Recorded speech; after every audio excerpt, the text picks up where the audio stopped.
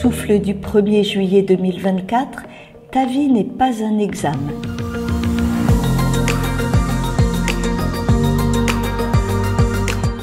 En cette période d'examen scolaire et universitaire, un mot est sur les lèvres, sinon dans l'esprit de beaucoup. Résultats. Ceux-ci peuvent être bons ou mauvais, excellents ou décevants. En tout cas, ils laissent rarement indifférents. Notes et évaluations apportent une certaine objectivité qui oblige à se situer, à prendre des décisions, voire changer d'orientation. Et que dire de l'importance du bilan d'une entreprise?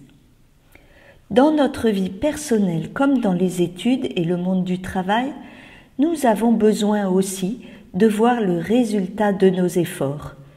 Choix professionnels ou familiaux, éducation des enfants, engagement civique, religieux, sacrifice consenti. La Bible parle plutôt de porter du fruit, expression qui rend davantage compte de la notion de temps. Ne dit-on pas qu'on ne fait pas pousser une salade en tirant sur les feuilles? Que tu sois croyant ou non, peut-être t'arrive-t-il de douter de toi, de te décourager lorsque tu ne vois pas tout le fruit que porte ta vie et que tu as l'impression de ne pas avancer. Insatisfaction professionnelle, échec, célibat prolongé, désir d'enfant non encore réalisé, etc.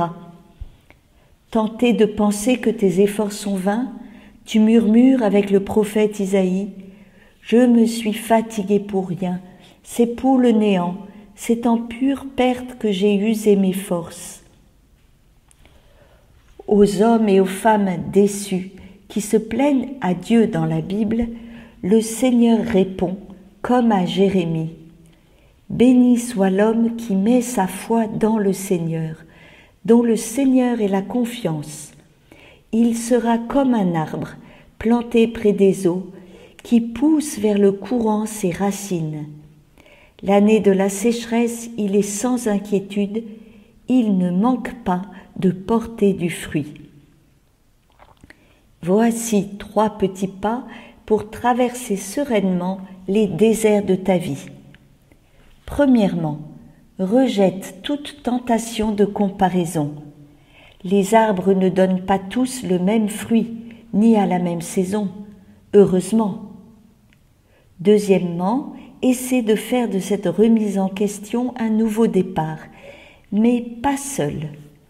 Parle-en avec quelqu'un de confiance ou avec un coach professionnel.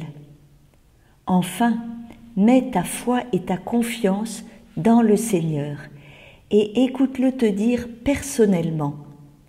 L'année de la sécheresse, tu es sans inquiétude, tu ne manques pas de porter du fruit. Courage et bonne semaine.